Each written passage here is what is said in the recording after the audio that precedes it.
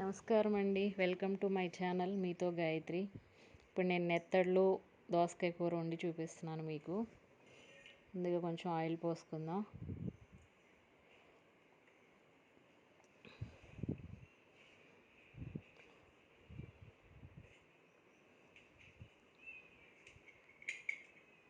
కొంచెం ఈ ఆయిల్లో పసుపు వేసుకుందామండి.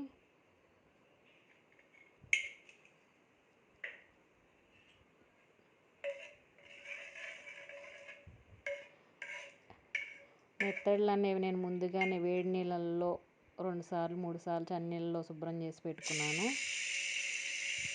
దాన్ని ఇలా ఈ ఆయిల్లో వేపుకుందామండి. నీసు వాసన అనేది రాకుండా ఉంటుందండి ఇలా ఆయిల్లో వేపుకుంటే.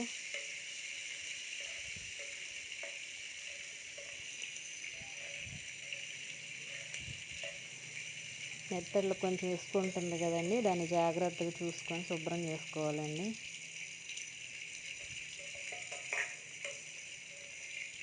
వేడి నీళ్ళల్లో వేస్తే ఏంటంటే మొత్తం దానిపైన ఉన్న ఇసుక అదంతా వచ్చేస్తుంది.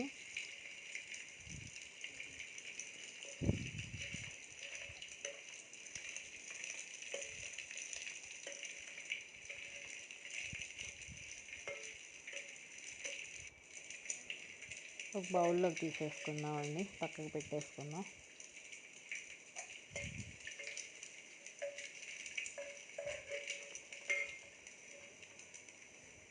ఎక్కువ ఆర్భాటాలు లేకుండా సింపుల్గా ఇంట్లో మనం చేసుకునే కూరలే నేను పెడుతున్నానండి.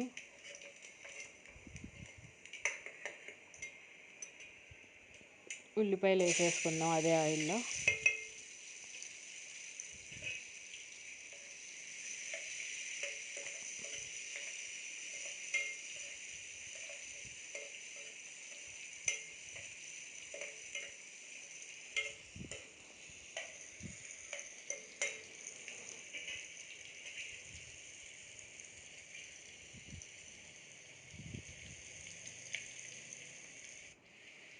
తగ్గిపోయాయండి ఉల్లిపాయలు.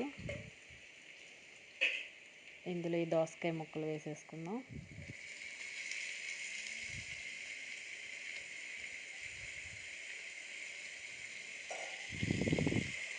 పసుపు ముందుగా వేసుకున్నాం కాబట్టి అవసరం లేదండి, కొంచెం ఉప్పు వేసుకుందాం సరిపడినంత.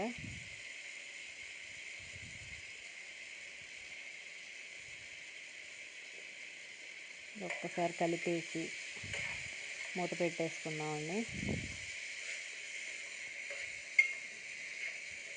తొందరగా అయిపోతుందండి కూర కూడా, టేస్ట్ మాత్రం అదిరిపోద్ది. ఒక్కసారి ట్రై చేసి చూడండి.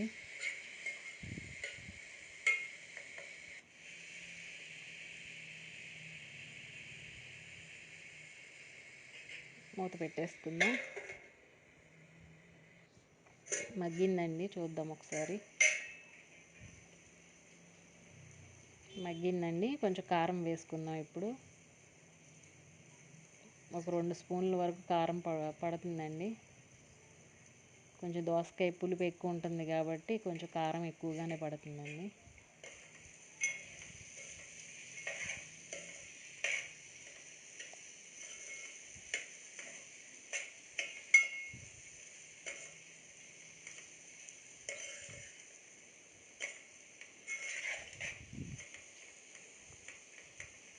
ఇప్పుడు ఇందులో ఆ వేపి పెట్టుకున్న నెత్తళ్ళు వేసేద్దామండి.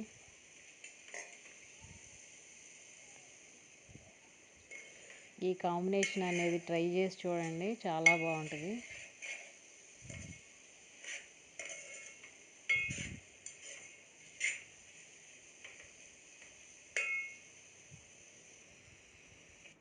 ఒక గ్లాస్ వాటర్ పోసుకుందామండి.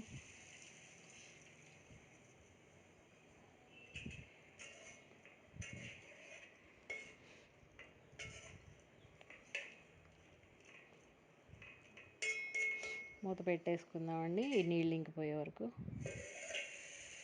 ఎగిరిపోయిందండి, సరిపోతుంది. ఇలా ఉంటే సరే.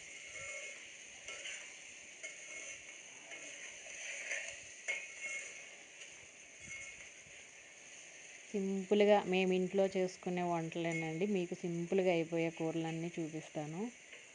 ఆపేసుకుందామండి, సరిపోతుంది. ఒక్కసారి ట్రై చేసి చూడండి. ఈ వీడియో కనుక మీకు నచ్చినట్టయితే సబ్స్క్రైబ్ చేసి, లైక్ చేసి, షేర్ చేయండి. ధన్యవాదములు.